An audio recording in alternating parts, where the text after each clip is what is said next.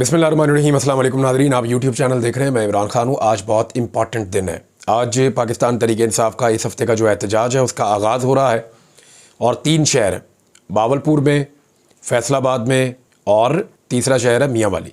इन तीनों के अंदर एहतजाज हो रहा है और जो वार्म अप हुआ है उसको देखकर लगता है कि पाकिस्तान तहरीक इंसाफ के कारकुन और आम शहरी बहुत बड़ी तादाद में अदलिया की हिफाजत के लिए और जो आइन की सरबुलंदी के लिए, जो कुछ आइन के साथ इस मुल्क में हो रहा है, आइन पर हमले को रोकने के लिए, चीफ जस्टिस की तौसीक को या एक्सटेंशन को रोकने के लिए, आइन के साथ जो खिलवाड़ हो रहा है उसको रोकने के लिए मौजूदा हुकूमत के इक़दाम के ख़िलाफ़ शहरी बहुत बड़ी तादाद में निकलेंगे।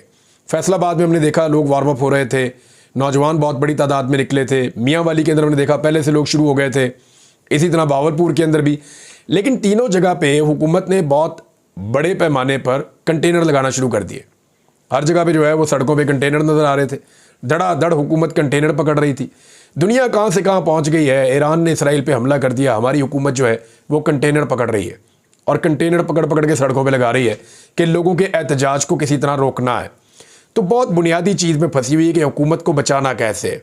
मुल्क को बचाने का किसी को एहसास नहीं, इकॉनमी को बचाने का किसी को एहसास नहीं, खित्ते में क्या हो रहा है किसी को कोई परवाह नहीं है, दुनिया में क्या हो रहा है, दुनिया कहाँ जा रही है, किसी को कोई परवाह नहीं है। परवाह है तो सिर्फ 2-3 चीज़ों की। एक चीज़ क्या है कि किसी तरह भी ये हुकूमत बच जाए। दूसरी चीज़ क्या है, कभी भी हमारे केसेस दोबारा नहीं खुलने चाहिए। यानी 2 चीज़ें तो बहुत इंपॉर्टेंट है। एक तो हुकूमत बचनी चाहिए, हमारे केसेस कभी नहीं खुलने चाहिए, और तीसरा जो है कि इमरान खान को किसी तरह अंदर रखे, उसको बाहर नहीं आना चाहिए। इन 3 चीज़ों के लिए ये लोग किसी भी लेवल तक जा सकते हैं। बहरहाल आज के दिन में जो वाइब्स आ रही हैं या जो चीज़ें सामने आ रही हैं उससे तो पता चलता है कि मोमेंटम बड़ा ज़बरदस्त पकड़ेगी पाकिस्तान तहरीक इंसाफ। और तीनों शहरों से जो विजुअल्स आएंगे आपको दोपहर के बाद, वो आपको बता देंगे कि मियाँ वाली में क्या हुआ, फैसलाबाद में क्या हुआ और बहावलपुर में क्या हुआ। इन तीनों शहरों से जो विजुअल्स आने वाले हैं, यानी मैं आई कैन गैस, और मेरी पाकिस्तान तहरीक इंसाफ के लोगों से बात हुई है, वो ये कह रहे हैं कि जी हमारे ऊपर बहुत छापे पड़े हैं, इन्होंने गिरफ्तारियां भी की हैं, इन्होंने बदतमीज़ी भी की है और पुलिस ने जो है वो कंटेनर्स भी लगाए हैं, रास्ते भी बंद किए हैं, आंसू गैस की शेलिंग के लिए भी बंदोबस्त किया है, लोगों के साथ लाठी चार्ज और लड़ाई का बंदोबस्त भी किया है। लेकिन ये उतना जुल्म नहीं कर पाएंगे जितना इन्होंने रावलपिंडी में किया था। रावलपिंडी में तो इन्होंने एक अजीबोगरीब सूरत पैदा कर दी थी ना। रावलपिंडी में तो एक जंग जैसी सूरत पैदा कर दी थी, लोगों के ऊपर जुल्म और सितम की इंतहा कर दी थी। इसके बावजूद लोग वहाँ पे पीछे नहीं हटे, बल्कि उन्होंने जबर का मुकाबला किया और उन्होंने अपना एहतजाज रिकॉर्ड करवाया। उन्होंने कहा जी हम अदलिया के साथ खड़े हैं, आइन के साथ खड़े हैं। तो लोग तो जजेस के साथ और आइन के साथ खड़े हैं, लेकिन जजेस कहाँ खड़े हैं उस पर बाद में बात करते हैं। अब जैसे जैसे विजुअल्स आएंगे हम आपके साथ शेयर करेंगे, ना सिर्फ शेयर करेंगे बल्कि इसके ऊपर मैं आपको दोपहर के बाद वीलॉग में एक सिचुएशन बताऊंगा कि एहतजाज का क्या बना और मामला कहाँ तक पहुँचे हैं। इमरान खान साहब की हिकमत अमली के तहत अभी ये एहतजाज जैसे ही ख़त्म होगा तो हुकूमत को मौका ही नहीं मिलेगा। हालांकि हुकूमत पहले से तैयारियां कर रही है, कंटेनर्स लगा रही है, एक के पीछे एक कंटेनर्स लगाती चली जा रही है हुकूमत, और वो बंदोबस्त कर रही है। और इस मरतबा ऐसे नहीं होता कि वो कंटेनर सिर्फ एक लेयर लगाते हैं, वो लेयर के पीछे लेयर लगाते हैं, उसके पीछे लेयर लगाते हैं ताकि मशीनरी भी आए तो धकेलने में मुश्किल हो। तो इस वजह से जो है वो रुकावटें दूर करना थोड़ा सा मुश्किल रहता है। लेकिन कंटेनर तो कंटेनर है और अवाम फिर अवाम है। अवाम साइडों से निकल कर भी आ जाते हैं, नीचे से निकल कर भी आ जाते हैं, उनको घसीट के साइड पे भी कर देते हैं। तो कुछ ना कुछ करके लोग अपना रास्ता बना लेते हैं। अब अली अमीन गंडापुर साहब से मेरी बात हुई, जब तीनों शहरों में आज एहतजाज हो रहा होगा तो उस वक्त आज ही अली अमीन गंडापुर साहब अपनी हिकमत अमली बताएंगे डी चौक के अंदर होने वाले एहतजाज के हवाले से, क्योंकि उनकी इमरान खान साहब से मुलाकात हुई थी और इमरान खान साहब ने चिट्टा इनकार कर दिया था साफ। उन्होंने कहा जी किसी सूरत नहीं, ये एहतजाज मैं मौखर नहीं करूँगा, मैंने ये एहतजाज करना है। क्योंकि देखें यही वो दिन है जिनके अंदर आपको इस हुकूमत का मुकाबला करना है। अगर हुकूमत का मुकाबला ना किया, अदालत से हुकूमत ने अपने फ़ैसले ले लेने और लोटे पैदा करके या लोटे लाकर उनके ज़रिए से फ्लोर क्रॉसिंग करवा के एक आइनी तरमीम की कोशिश करनी है। और अगर ये कर लिया तो मामला फिर लंबा लटक जाएगा। नंबर गेम क्या है वो आपको बाद में बताता हूँ, लेकिन फौरी तौर पे फिर इस्लामाबाद आ रहा है, इस्लामाबाद के बाद लाहौर आ रहा है। तो हर तरफ एक हुकूमत को थरथली पड़ी हुई है और इमरान खान साहब ने जेल में बैठकर हुकूमत को दीवार के साथ लगा दिया है। जेल में बैठा हुआ कैदी नंबर 804 बाहर बैठे हुए बहुत सारे लोगों पर, पूरे सिस्टम के ऊपर वो भारी पड़ रहा है। तो फिर उससे माफ़ी मांग लें या उससे बात कर लें। देखिए पाकिस्तानियों ने ये जिद पकड़ ली है कि इमरान खान ये मुल्क चलाएगा। वजह यह है कि लोगों ने उसको वोट डाला और फार्म 47 के ऊपर जाली हुकूमत लाके बैठा दी गई। अब अगर यहाँ पे असली हुकूमत होती तो लोग उसके ऊपर ट्रस्ट करते, लेकिन लोगों की मंशा के खिलाफ एक हुकूमत बनाई गई है तो लोग इसलिए उसके ऊपर रिस्पॉन्ड कर रहे हैं, रिएक्ट कर रहे हैं, जगह जगह निकलते हैं, प्रोटेस्ट भी करते हैं, आवाज़ उठाते हैं और इंतज़ार कर रहे हैं कि कब उनकी बात सुनी जाएगी। बहरहाल जितनी जल्दी बात सुनी जाए उतना ज़्यादा सिस्टम समझदारी का मुजाहरा करेगा, अदरवाइज़ फिर सिस्टम को सफ़र करना पड़ेगा।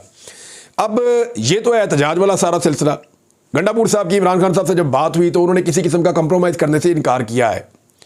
और मैंने जब गंडापुर साहब से पूछा तो उन्होंने कहा जी हम अभी एक असेंबली बना रहे हैं कि हमने इस्लामाबाद कैसे पहुंचना है, कितने लोगों को लेकर जाना है और किस तरीके से हम जाएंगे। और इमरान खान साहब का फैसला अटल है, वो ये कह रहे हैं कि हर हाल में हमने एहतजाज करना है। लेकिन गंडापुर साहब ने एक बात की कि सिचुएशन ऐसी बन जाती है कि पुलिस इतनी ब्रूटल आंसू गैस की शेलिंग कर रही है इस मरतबा, और स्ट्रेट फायर भी हुए हैं और रबड़ की गोलियां भी वो मारते हैं कि कारकुनों को होल्ड करना बहुत मुश्किल हो जाता है। देखिए, पहले वाले अली अमीन गंडापुर में और इस अली अमीन गंडापुर में एक फ़र्क है। पहले वाला अली अमीन गंडापुर वज़ीर आला नहीं था सूबे का, उसके लिए लॉ एंड ऑर्डर का मसला ही नहीं था। वो जाता था, इमरान खान जो कहते थे वो वहाँ जाके ब्रेकें लगाता था, वो पूरा काम करता था। इस मरतबा जिन लोगों को वो साथ लेकर चलता है उनकी ज़िंदगी की रिस्पॉन्सिबिलिटी भी है, फिर लोगों के जज्बात भी होते हैं। जब सामने से लगातार मारा जा रहा है, बार बार मारा जा रहा है, तो आप कब तक लोगों को होल्ड कर सकते हैं? तो तसादुम से गुरेज करना बड़ा मुश्किल है। ये सिचुएशन मुझे समझाई उन्होंने, उस दिन भी कहा था, आज भी कहा कि मेरे लिए सबसे बड़ा चैलेंज ये होता है कि मेरे साथ जो लोग जाएं वो पुरअमन रहें, क्योंकि दूसरी जानिब से लगातार इश्तियाल दिलाया जाता है और इतना तशद्दुद किया जाता है कि लोग परेशान हो जाते हैं। अब ये सिचुएशन है जिसको फेस करना पड़ेगा, देखते हैं ये कैसे फेस करेंगे। बहरहाल 3 शहरों के एहतजाज के बाद अब शक्ल क्या निकलती है पंजाब में पाकिस्तान तहरीक इंसाफ के एहतजाज की, वो आपको आज शाम तक पता चल जाएगा। नौजवानों ने अपने आप को काफ़ी वार्म अप किया है और वो हमने देखा है। अब आ जाए आप इस मामले पे कि जो कुछ अदालत में हो रहा है, इस हवाले से शहर इक़्तिदार में ये खबरें गर्दिश कर रही हैं और बहुत सारे लोग ये बात कर रहे हैं, कानूनी हल्के, ख़ास तौर पे कानूनी हल्के ये बात कर रहे हैं कि कुछ बहुत बड़ा होने वाला है सुप्रीम कोर्ट ऑफ पाकिस्तान में। अब इसके लिए 3-4 ऑप्शन हैं जिन पे लोग बार बार जोर दे रहे हैं कि इनमें से कुछ एक हो जाएगा। यानी मैंने बहुत सारे लोगों से पूछा कि क्या ये जजेस कंप्रोमाइज़ कर लेंगे, ये जो चीज़ें हुई हैं क्या इन चीज़ों को बर्दाश्त कर लिया जाएगा, क्या कादी फ़ायद ईसा साहब जैसे चाहेंगे वैसे चीज़ें करते चले जाएंगे और इसका कोई इम्पैक्ट नहीं आएगा, कोई इसका बंद इसके आगे नहीं बांधा जाएगा।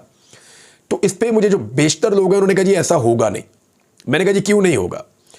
उन्होंने कहा जी इसलिए नहीं होगा कि कादी साहब जाने वाले हैं और मंसूर अली शाह साहब आने वाले हैं, और दूसरी बात यह है कि पाकिस्तान भर के वकला की अक्सरियत इस वक्त कादी फ़ायद ईसा साहब के साथ नहीं, मंसूर अली शाह साहब के साथ खड़ी हुई है। तो मंसूर अली शाह साहब एक बहुत बड़ी हकीकत है और उनकी सुप्रीम कोर्ट ऑफ पाकिस्तान में मौजूदगी जो है वो ऐसे नहीं होगा कि ये मामला आया और गया और चला गया। कुछ ना कुछ होने वाला है। क्या होने वाला है वो मैं आपको बाद में बताता हूँ, लेकिन एक बड़ी इंटरेस्टिंग फैक्ट है, बहुत ज़बरदस्त चीज़ आपके सामने रखता हूँ। कादी फ़ायद ईसा साहब के बाद चीफ जस्टिस बनना था जस्टिस इजाजुल एहसन साहब ने। वो एक इंतहाई शरीफुन नफ्स इंसान थे और बड़े पोलाइट इंसान थे इजाजुल एहसन साहब। उनको इस तरह के हालात का शिकार कर दिया गया कि वो परेशान हो गए। मुझे कई दोस्तों ने कहा कि उनकी फैमिली की वजह से वो परेशान हो गए और उन्होंने कबल अज़ वक्त रिटायरमेंट ले ली और वो चले गए खामोशी से, निजी वजूहात बता के। उन्होंने कहा जी मैं जा रहा हूँ, मैं रिटायरमेंट ले रहा हूँ। कुछ साफ़ियों का ये कहना है कि ये कादी फ़ायद ईसा साहब की ख्वाहिश पे हुआ था कि 2 जजेस से मैंने जान छुड़ानी है, एक जस्टिस इजाजुल एहसन साहब और एक जस्टिस मज़ाहिर अली नकवी साहब। तो शायद इनकी ख्वाहिश के ऊपर दोनों जजेस चले गए। अब हुआ यह कि नीचे से आगे मंसूर अली शाह साहब।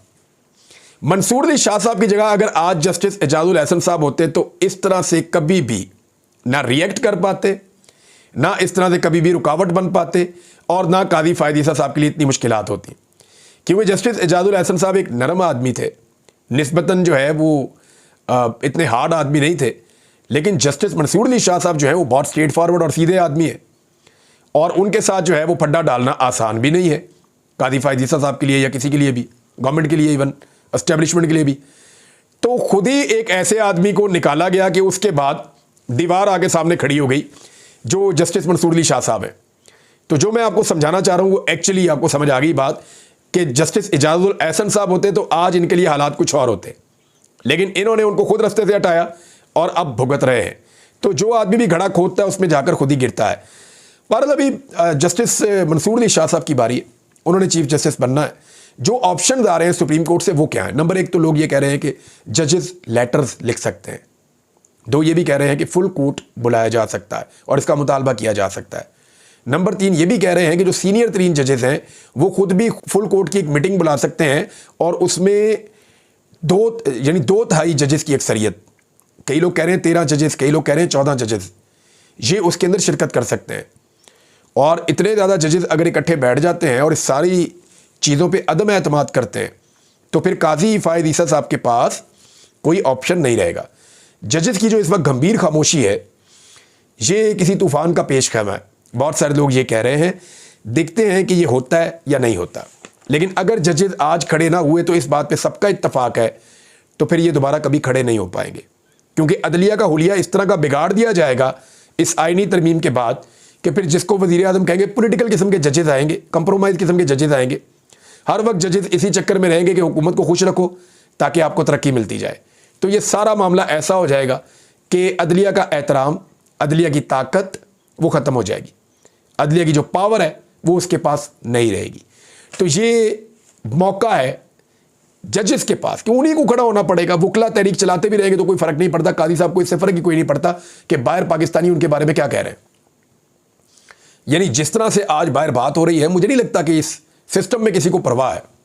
जो कुछ भी आज लोग कह रहे हैं या जो कुछ भी आज लोग सोच रहे हैं इदारों के बारे में, मुझे नहीं लगता किसी को इस बात की परवाह है। अगर परवाह होती तो आपको नज़र आ जाती।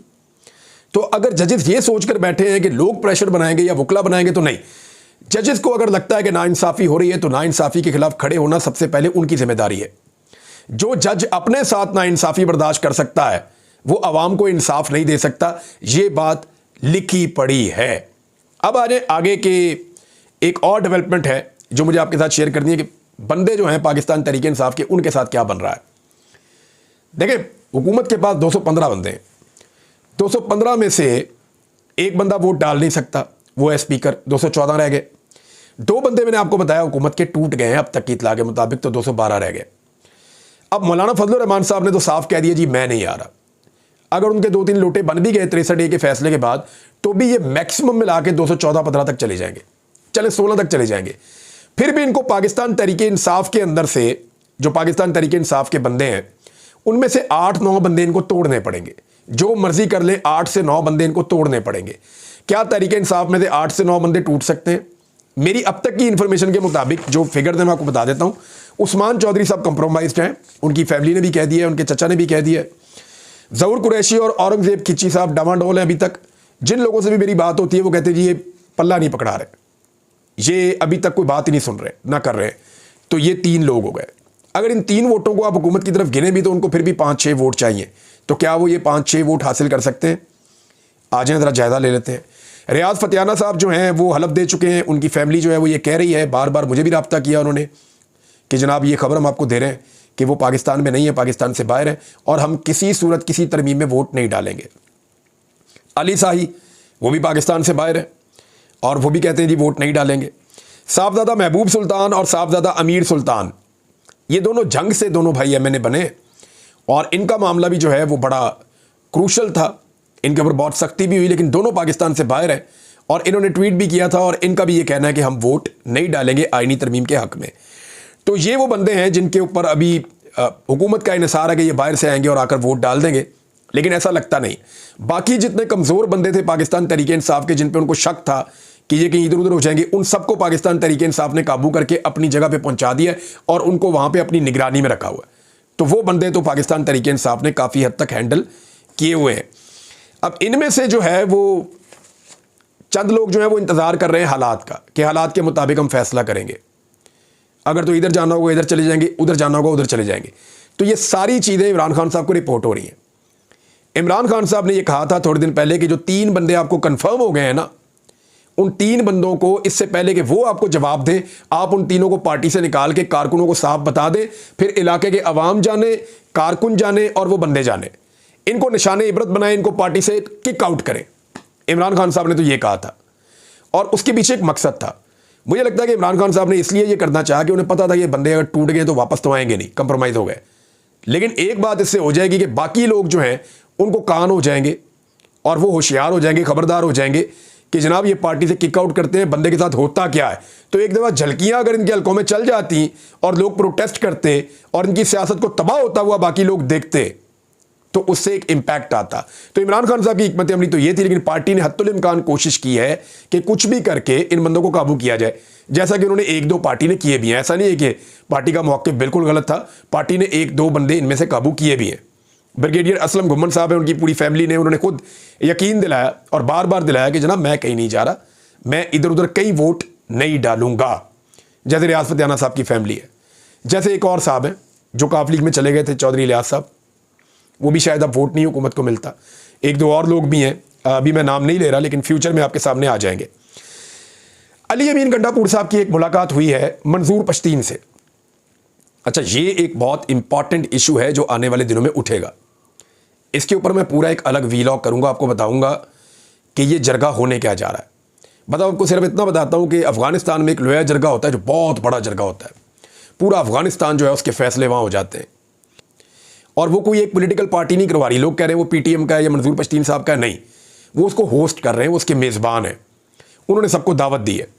इसमें तमाम पॉलिटिकल पार्टीज़ के लोग होंगे, इसमें तमाम मकातब फ़िक्र के लोग होंगे, तमाम कबाइल के लोग होंगे, जितने मुशीरान हैं वो सारे इसके अंदर आएंगे, जितने बड़े बड़े सरदार हैं वो सारे इसके अंदर पहुंचेंगे, और ये सारे खैबर में इकट्ठे हो रहे हैं। सूबाई हुकूमत वहाँ पे सिक्योरिटी प्रोवाइड करेगी। अली अमीन गंडापुर की एक मुलाकात भी हुई है मंजूर पश्तीन साहब से। तो ये एक ग्रैंड जरगा होने जा रहा है जो 3 दिन तक जारी रहेगा। इस हवाले से जो है वो पाकिस्तान के इदारों में खासी बेचैनी भी है कि पता नहीं अब ये क्या फ़ैसला करेंगे और मामला किस तरफ ले जाएंगे, क्योंकि पश्तून तहफ़्फ़ुज़ मूवमेंट का या खैबर पख्तूनख्वा के अंदर कबायली का जो मुशीरान है या उनका बड़ा एक हार्ड स्टांस है। ऑपरेशन के हवाले से लेकर, लापता अफराद के हवाले से लेकर, चेक पोस्टों के हवाले से लेकर और दीगर बहुत सारी चीज़ें हैं, बेशुमार चीज़ें हैं। यानी उनके तरक्याती मनसूबे भी हैं, प्रोग्राम्स भी हैं, बजट में हिस्सा भी है, उनके अपने इलाकों की डेवलपमेंट्स भी हैं, उनके अपने कुछ और दीगर चीज़ें भी हैं। तो ये सारी चीज़ें वहाँ पे इकट्ठी होने जा रही हैं। अली अमीन गंडापुर साहब की मुलाकात हुई मंजूर पश्तीन साहब से और उन्होंने कुछ यकीन दहानियाँ भी करवाई हैं। ये क्योंकि टॉपिक एक अलग है, इस पर पूरा एक अलग वीलॉग करके मैं रखूँगा और आपको पता चलेगा उसमें कि एक्चुअली इसकी इंपॉर्टेंस क्या है, होने क्या जा रहा है और इसका आउटकम क्या हो सकता है और इस दफ़ा तरीक़ाकार क्या होगा। ये इतना सिंपल नहीं होगा, इसके असरात बहुत गहरे होंगे और दूर रस होंगे, लेकिन क्या होंगे एक और वीलॉग में बात करेंगे। अब तक के लिए इतना ही। अपना ख्याल रखिएगा, अपने इस चैनल का भी। अल्लाह हाफ़िज़।